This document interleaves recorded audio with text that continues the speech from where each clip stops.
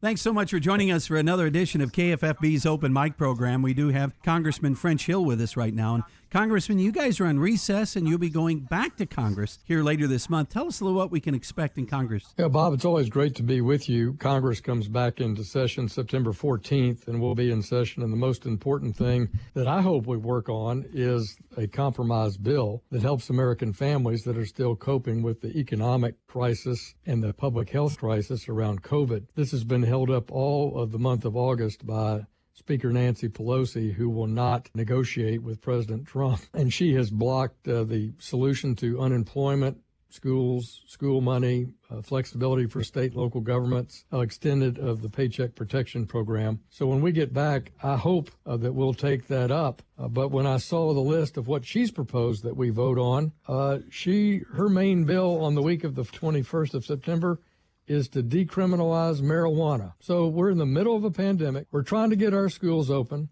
We're trying to get our economy open. And the top bill the Speaker of the House puts on the House floor is marijuana decriminalization. You know, when you look at all the stuff that's going on with COVID and it's changed, you know, the perception of America, data from the CDC saying that 94% of those that died from COVID actually had health-related issues, which we've been aware of since the beginning, that they're the vulnerable, and only 6% actually died from COVID. What do you see when you're finally seeing some hard data, which we are driven by data? Well, Dr. Romero addressed that at Governor Hutchinson's press conference. He wanted to remind Americans that anyone is vulnerable to getting the virus, and certainly healthy people have gotten infected by the virus and died. But the educational point here, I think, for all of us is that basically 94% of the people who died with COVID-19 had another major underlying condition, heart disease or something of that nature, that led to their death. And so, once again, we're dealing with a novel coronavirus that's very complex, and we as humans are just trying to cope with it. But it would tell me, please protect anyone with comorbidities, anyone that has weakened health or immune systems, just like we've been talking about from the very beginning of this pandemic. You know, and that's one thing people are saying for spreading, try to wear a mask if you're going with those vulnerable, especially, and stay within. And that's one thing we got to look at in the Greers Ferry Lake area, and that goes for the 6 counties surrounding it. We have an older population, and we need to be aware of those. Those are the ones that are vulnerable, and we need to be careful with this virus until they come up with a cure or, a treatment. And that's something else that they are really on a fast track trying to work up a cure and a treatment. Yeah, the cure, 2 issues. We're on a fast track for therapeutics, and that's very important. You noted the permission to use plasma of those who have the antibody, which has been demonstrated to be very helpful to some people with COVID-19, and then a worldwide search for a vaccine that the FDA has been accelerating. It started out with 100 candidates from around the world to go to phase 3 clinical trials on humans, and 7 important compounds still are in that competition. So we have 7 potential vaccines that are going to human trials so that we can have a way to vaccinate against COVID-19, which will be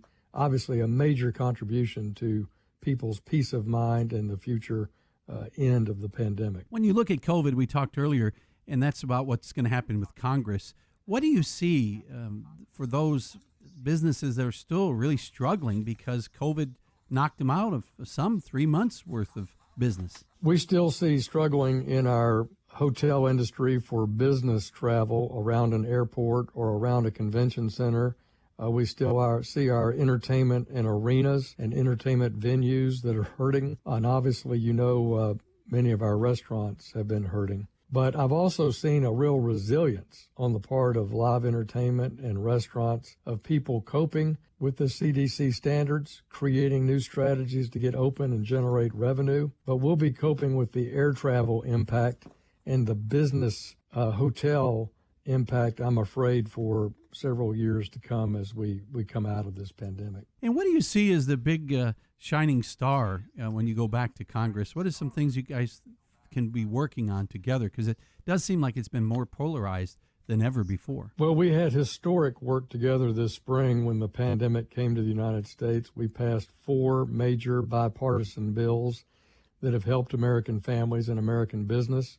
That's why I was disappointed in August when Nancy Pelosi couldn't check her politics at the door and let us do the consensus things we know we need to do to help our small businesses that are still impacted, to help our families that are still unemployed, and to help our schools and healthcare professionals. So that's what we should focus on when we get back, Bob. Also, we'll be negotiating on spending for the next fiscal year, and there I expect Congress to do what's called a continuing resolution, continue spending money at the 2020 level and wait till the outcome of the election before the final 2021 budget is completed by Congress. And the other thing we got to talk about a little bit is the protest. We've talked about protest is good for America, but rioting is not.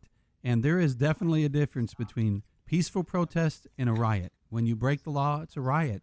And really both sides are now saying that we need peaceful protests. So do you think that we're going to see this simmer down a little bit in the weeks to come? Well, since early June, I've been depressed that so many in the Democratic Party, particularly at the national level in Washington, have essentially egged on the protests and not contributed to calming the waters by calling members of Congress names and by saying rioting is justified. And there's no justification in rioting. And even Dr. Martin Luther King said that when you turn to violence and turn to physical destruction and wanted destruction and rioting, you're really weakening your message and you just end up with chaos. You do not strengthen the cause for which you are fighting, which in this instance is equal justice under the law. And that is a worthy cause and worthy of peaceful protest in each community to try to achieve good, racially balanced and harmony in community policing. That's a worthy goal that's best accomplished city by city, town by town, county by county. And both Democrats and Republicans have good, solid, bipartisan ideas for police reform at the federal level, but the people should be more responsive at the city council level, but they need to ensure safe communities. Our families need to be safe when they go to the grocery store, not thrown out of a parking lot due to violent protesters or people threatening citizens. So I hope that this continues to improve. You wouldn't know it if you look at Chicago and Portland and some of these other cities. But I think the American people believe in dialogue, they believe in conversation, and they reject rioting, violence, looting, and the criminal behavior. Well, Congressman, we sure do appreciate you taking time and talking with us here on Open Mic. Bob, it's always a pleasure. Thanks. And I look forward to checking with you soon.